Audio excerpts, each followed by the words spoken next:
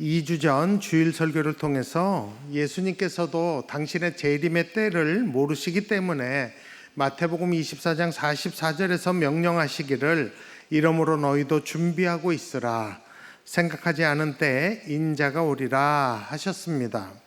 그리고 그 좋은 모델로 주인은 충성되고 지혜로운 종을 찾으신다고, 맡기신다고 하셨습니다. 그는 주인이 자기에게 주인이 올 때까지 집 사람들을 맡긴 것을 알고 때를 따라 그들에게 양식을 먹이며 그들을 돌보는 삶을 사는 종이라고 했습니다.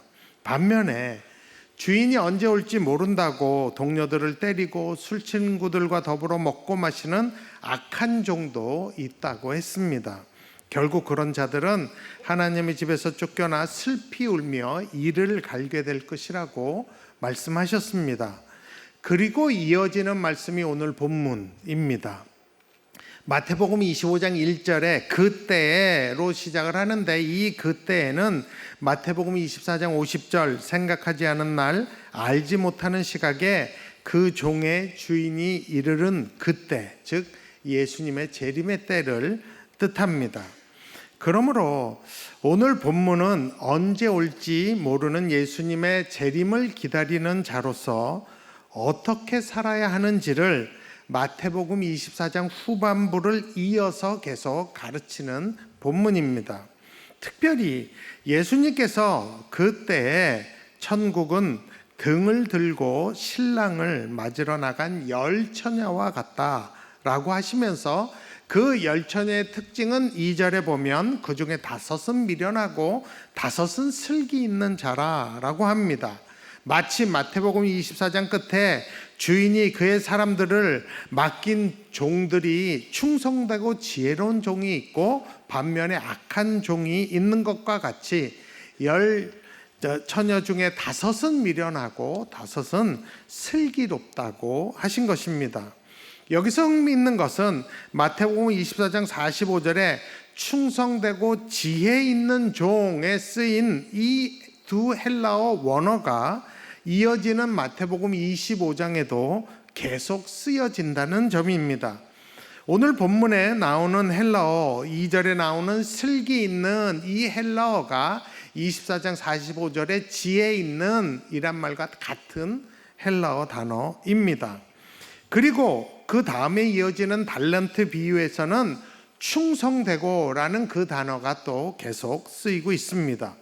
그러므로 마태복음 25장의 열 처녀의 비유는 24장 45절의 지혜로운 종을 한층 더 자세히 설명한 것이고, 이어 나오는 달란트 비유는 충성된 종을 더 자세히 설명한 것이 됩니다.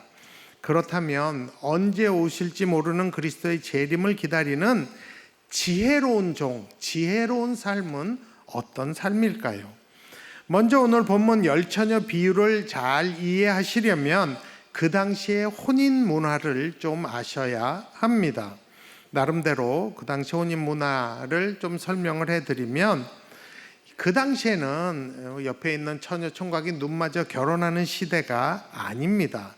대개는 신랑집과 신부집은 다른 동네이고 거리도 꽤 떨어지고 좋은 문화가 있었던 때입니다. 그 당시 결혼식은요, 신부집에서 하고 결혼 혼인 잔치는 신랑 집에서 약 7일 동안 했다고 합니다. 결혼하는 날 신랑은 신부를 데리러 신부의 몸값인 지참금을 가지고 신부집으로 갑니다. 이게 돈일 수도 있고 폐물일 수도 있고 가축일 수도 있고 여러 가지 지참금, 재산이 됩니다. 이 지참금 때문에 신랑이 신부집에 늦게 도착하는 일이 흔치 않게 있었다고 합니다. 대개 신랑은 신부의 집에 더운 낮을 피해서 저녁에 출발했다고 합니다. 그래야 되지 않겠습니까? 결혼식 당일에는 신부 집에 평소에 신부와 친한 친구들 중에 신부의 들러리를 뽑아서 신부와 함께 있게 했다고 합니다. 그 당시 이 신부의 들러리라고 뽑힌다는 것은 그 친구들에게도 굉장히 영광스럽고 기쁜 일이 아닐 수 없었다고 합니다. 왜냐하면 신부 가까이서 신부의 치장을 돕기도 하고 신랑 집에서 열리는 그 혼인잔치에도 참여할 수 있었기 때문이라고 합니다. 그 들러리들은 신부 가문의 체면을 세워주고 신랑을 가까이서 누구보다도 먼저 환영하는 아주 중요한 일을 했다고 합니다. 오늘 본문에 나오는 10처녀가 바로 그 신부의 들러리들입니다. 뽑힌 이 신부의 들러리들이 해야 하는 중요한 일은 신부 옆에서 신부의 치장을 돕는 일만이 아니라고 합니다.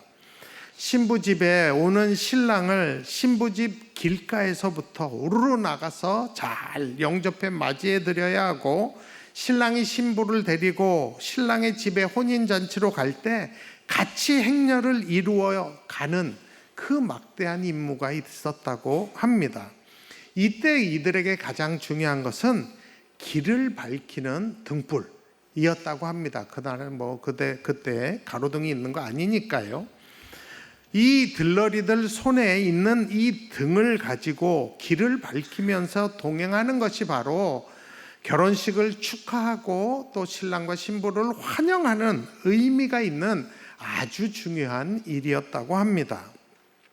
그래서 신랑이 신부의 집에 가까이 왔다는 소리를 들으면 들러리들은 등을 들고 우르르 나가서 신랑을 또 그 일행을 가운데 두고 둘러싸서 어두운 길을 밝히면서 신부의 집으로 인도했다고 합니다. 그리고 신랑이 신부 집에 와서 혼인 계약서에 서명하고 지참금 주면 또 신부를 데리고 신랑의 집으로 이제 혼인잔치에 참여하러 가지요. 그때 이 들러리들은 등에 손을 들고 불을 밝히면서 그 먼 길을 동행했다고 합니다. 이 행렬에 있는 이 자들만이 신랑의 집에 도착했을 때 혼인잔치의 연회에 참석할 수 있었다고 합니다. 그 대열에 없으면 초대받지 못한 사람으로 간주되어서 절대로 신랑 집의 혼인잔치에 참여할 수 없었다고 합니다. 그래서 기름을 미리 준비하지 못하고 뒤늦게 부랴부랴 준비해서 신랑 신부 일행과 같이 오지 못한 5처녀들이 아무리 사정을 해도 신랑 집에 들어가지 못한 것입니다.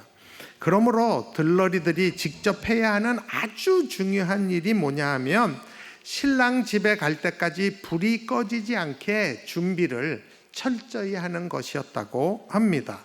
각자가 등과 기름을 미리미리 준비해 놔야 되는 것입니다.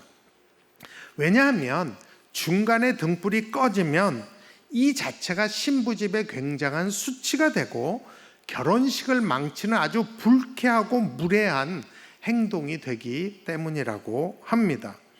그래서 이 들러리들이 신부집에 들어올 때는, 그리고 신랑의 집으로 신부를 데리고 갈 때 절대로 이 등에 불이 꺼지게 하면 안 되었다고 합니다. 그렇다면 이 10처녀들이 손에 들고 나간 등은 어떻게 생긴 걸까요?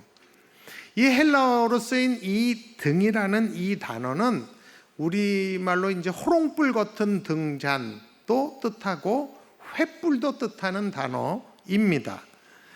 발견된 증거에 의하면 이 등은 아마도 작은 호롱불이라기보다는 그 당시 헬라와 로마에서 결혼식에 사용됐던 횃불일 가능성이 더 높았다고 합니다. 그래야 먼 거리를 길을 밝히면서 갔겠죠. 그 횃불은 막대에 기름 먹인 헝겊을 감아서 불을 붙인 겁니다. 영화에 보면 나오는 그런 것들이에요. 기록에 따르면 그 횃불은 보통 한번 불 붙이면 한 15분 정도 탔다고 합니다. 그리고 나면 그 헝겊 벗겨내고 기름에 적신 새 헝겊을 감아서 다시 불을 붙여서 계속 불을 밝혔다고 합니다. 그러므로 이 들러리들이 신랑과 함께 행진을 쭉 신랑 집까지 하려면 꽤 많은 여분의 기름이 미리 준비되어야 했던 것입니다. 오늘 본문에 보면 미련한 처녀들이 슬기로운 처녀들에게 8절에 우리 등불이 꺼져가니 너희 기름을 좀 나눠달라라고 요청했을 때 이 슬기로운 처녀들이 우리와 너희 쓰기에 다 부족할까 하노니 차라리 파는 자들에게 가서 너희 쓸 것을 사라 하면서 그들의 부탁을 거절한 것은 절대로 이 슬기 있는 처녀들이 이기적인 깍쟁이들이어서가 아니라 이미 그들 계산에 필요한 양의 기름이었기 때문에 당연히 그 불이 꺼지면 큰일 나니까 그들로선 당연한 판단이었다고 합니다. 신랑 집까지 그 먼 길을 어떻게든 불을 꺼뜨리지 않고 환하게 밝히면서 가려면 꼭 그렇게 했어야 합니다. 아니면 다 불이 꺼질 수 있는 거죠.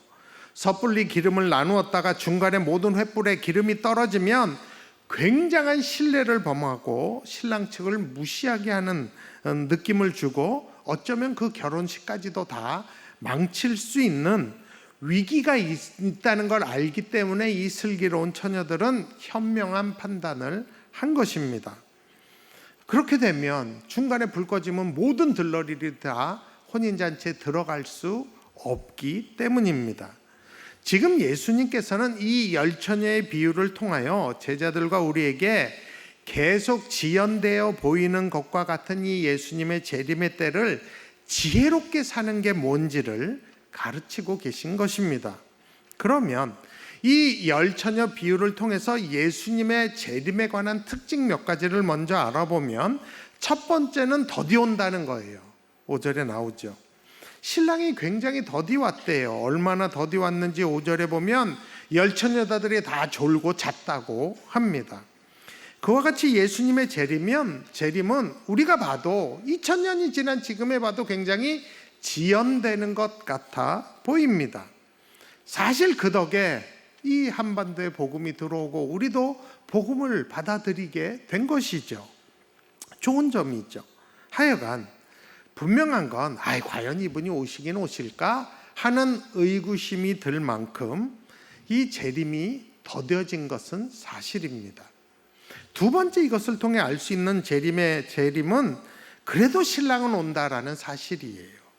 6절에 보니까 밤중에 소리가 나되 보라 신랑이로다 맞으러 나오라 하며 했다고 해요. 아무리 지연되는 것 같아 보여도 반드시 신랑은 온다는 것을 말해주는 것입니다. 그러므로 아무리 우리가 의구심이 들 정도로 예수님의 재림이 지연되는 것 같아도 우리는 예수님이 반드시 다시 오신다는 것을 우리 안에 믿음으로 있어야 한다는 것입니다. 세 번째 특징은 신랑을 맞으러 나갈 때 필요한 등과 기름은 각자가 미리 해야 한다는 것입니다. 신부를 위한 들러리로 우리가 선택을 받았다면, 혼인잔치의 청함을 받았다면 우리는 신랑을 맞으러 나가야 돼요. 졸고 있든 자고 있든 신랑이 온다 맞으러 나오라 하면 나가야 돼요. 근데 그때 그 신랑을 환영하기 위해서 손에 횃불을 들고 등을 들고 길을 밝히며 가야 합니다. 그리고 신부와 함께 신랑과 함께 신랑의 집으로 가서 잔치에 참여하려면 여분의 기름도 미리 되어야 합니다. 미리 준비해야지 그때 가서 다른 사람 거 빌릴 생각은 안 된다는 것입니다. 중요한 것은 신중하게 미리 신랑을 맞이할 준비를 해야 한다는 것입니다.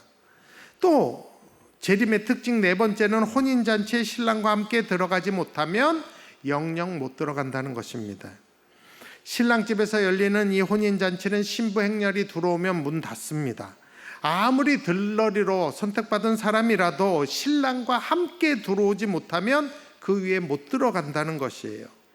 나중에 기름을 사서 부랴부랴 온 미련한 다섯 처녀를 향하여 내가 너희를 알지 못하노라 라고 단호히 주인이 말한 것을 우리는 주목해야 합니다. 종합해보면 예수님이 다시 오시는 이 재림이 너무 지연되어서 안 오시는 것 같아 보일 수 있지만 우리 주님은 분명히 생각하지 않은 날, 알지 못하는 시각에 다시 오실 것이라고 하셨습니다. 그렇게 다시 오시는 날은 심판 날인과 동시에 혼인잔치가 시작되는 날입니다. 그러므로 열처녀 비유를 통한 가르침의 결론은 마지막 13절이에요. 그런즉 깨어 있으라. 너희는 그날과 그때를 알지 못하느니라. 여러분, 이 구절은 24장에도 여러 번 반복을 하면서 강조된 구절입니다. 그렇다면 이제부터 어떻게 하는 게 깨어있는 지혜로운 모습인지를 봐야 합니다.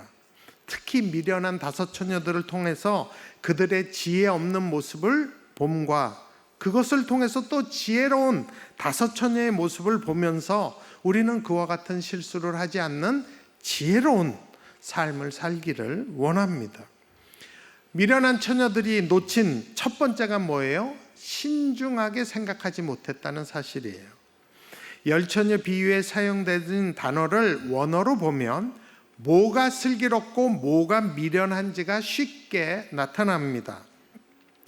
24장 45절에 지혜롭다는 단어와 25장 2절에 슬기롭다는 단어는 원어가 같다 그랬어요. 그래서 이 원어 슬기 있는 이라는 이 헬라어 원어의 뜻은 사려 깊은, 신중한 이라는 뜻입니다. 반대로 미련한 이 헬라어 원어의 뜻은 둔한, 부주의한 이라는 뜻입니다. 그러니까 슬기로운 처녀들은 자기네가 들러리로 선택되었을 때 그 결혼식에 대해서 신중하고 사려 깊게 생각하고 준비하고 간 것입니다. 반면에 미련한 다섯 처녀들은 그런 신중함 없이 그냥 쉽게 생각하고 그냥 눈에 보이는 거 등불 들고 간 것인 거예요. 준비하지 않은 것입니다. 머릿속으로 자기들이 감당해야 되는 일들을 생각하지 않고 부주의하게 간 것이에요.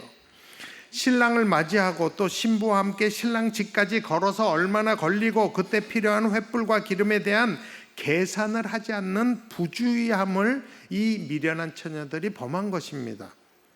여러분, 뭐 시켰는데 진짜 둔하고 부주의한 사람 경험하신 적 있죠? 우리 주변에 항상 있어요, 그런 분들이요. 제가 볼 때 이 미련한 다섯 처녀들은 그냥 생각 없이 좋아만 한 거예요. 와, 결혼한대. 야, 신부 옆에서 이렇게 치장해 주지. 나는 무슨 옷 입어야지. 야, 가면 예쁜 총각들도 있겠지. 뭐 이런 것만 생각했던 것 같아요. 잔치에만 신경 썼죠. 그게 미련한 여인들이 놓친 첫 번째입니다.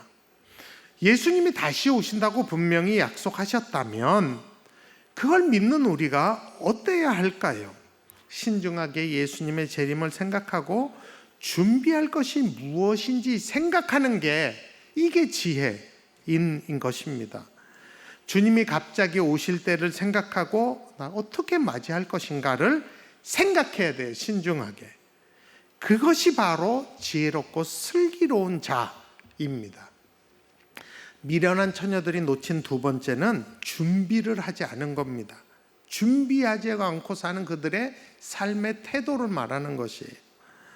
미련한 처녀들이 하지 않은 건 실제적인 준비를 안 한 것이에요. 근데 제가 볼 때는 미련한 처녀들이 이번에만 실수로 그런 것 같지 않아요.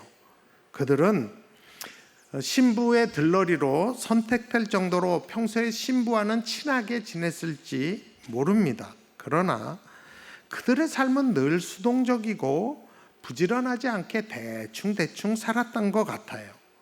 여러분, 우리도 그런 경험 있죠. 친하다고 해서 뭐 맡겼는데 그 사람의 그 친구의 게으름과 우유부단함 때문에 손해본 적 아마 있을 거예요. 크게 작게. 혹시 우리의 삶의 태도가 주님의 재림 앞에서 그렇지는 않은지 이 기회에 되돌아봐야 한다는 것입니다. 그냥 뭐든지 잘하고 뛰어나란 얘기가 아니에요.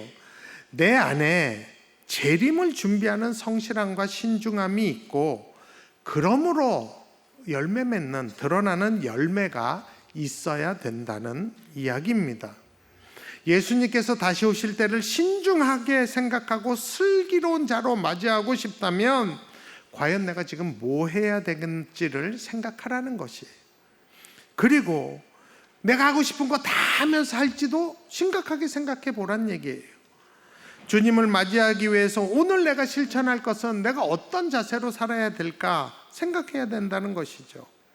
물론 우리가 생각한 대로 잘하지 않고 때론 넘어지고 쓰러지고 실패할 수도 있어요. 그러나 아직 주님 오시지 않았고 주님이 재림을 질질 지연시키고 계신다는 걸 안 이상 이게 기회라고 생각하고 빨리 다시 회개하고 돌아와서 준비하는 삶, 지혜로운 삶을 살아야 되지 않겠습니까? 늘 깨어 있다는 것은 신중한 생각과 더불어 실질적인 준비를 행동하는 삶을 뜻하는 그런 삶의 태도를 갖는 걸 뜻합니다. 7번 넘어져도 다시 일어나는 게 깨어있는 삶이에요. 미련한 처녀들은 그 준비를 실제로 하지 않은 게으른 자들입니다.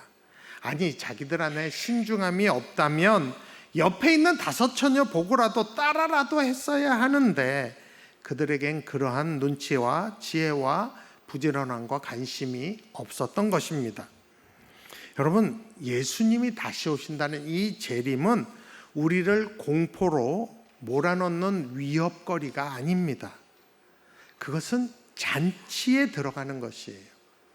여러분, 재림을 갖고 여러분의 삶을 위협한다면 그건 바른 신학이 아니에요. 예수님이 다시 오시는 재림의 날과 시각은 누구도 모릅니다. 그렇기 때문에 늘 깨어 사는 것이 바로 지혜 있는 자로 사는 것입니다. 그러기 위해서 우리는 예수님의 재림을 신중하게 생각해야 돼요. 언제 오실지 정확히 모르기 때문에 그래도 분명히 오신다고는 했으니 어떠한 모습으로 주님을 맞이할 것인가를 신중하게 생각해야 합니다. 그리고 나서 오늘 하루를 또 앞으로를 내가 어떻게 살지를 또 생각하고 결정해야 합니다. 그리고 그래서 오늘 내가 무엇을 준비해야 하는지 생각하고 실천해야 하는 것이에요. 중요한 것은 생각에 그치지 않고 천천히 더디더라도 순종하고 하는 삶을 살아야 된다는 것이에요. 미루지 마세요. 미루다가 일독도 못했잖아요. 우리가 결국 이래 못하고 저래 못한다고 그렇게 하지 마시고 시작하셔야 돼요. 여러분, 이 말은 죽어라 교회 병사만 하라는 얘기가 아닌 거 아시죠? 주님이 내 체질과 내 상황, 내 성향 잘 아시기 때문에 성령이 말씀하시는 데부터 작은 것부터 순종하면 됩니다. 일독부터 먼저 하시고 하세나도 좀 하시고 주일 예배 잘 드리는 것부터, 그 어려운 거 아니잖아요. 하시면 좋을 것 같아요. 그래야 어느 때 주님이 오셔도 기쁘게 주님과 함께 혼인잔치에 들어갈 수 있기 때문입니다. 설령 내가 죽을 때까지 주님 안 오셔도 이 재림이 지연돼도 우리가 손해볼 거 하나도 없어요. 왜냐하면 그렇게 준비된 모습으로 내가 주님께 가면 그 얼굴 볼 수 있기 때문이에요. 그리고 그렇게 준비하면서 산 나의 삶은 주님이 재림하시는 그날에 큰 상을 받게 할 것이기 때문에 그런 삶을 살았다고 손해볼 거 하나도 없습니다. 오늘 내가 준비해야 되는 기름이 무엇인지는 사람마다 다를 수 있습니다. 그러나 분명한 것은 그렇게 깨어있는 지혜로운 삶은 결국 하나님을 사랑하고 이웃을 사랑하는 것으로 드러나게 될 것이라는 것입니다. 그러므로 말세를 그렇게 신중하게 생각하고 준비하면서 사는 것이 바로 지혜 있는 슬기로운 종입니다. 엄청나게 밀려오는 수많은 유혹들과 자극들 속에서 예수님의 재림을 준비하는 지혜로운 삶을 우리 모두가 살아서 정말 나중에 주님 잔치 자리에 다 만났으면 좋겠습니다.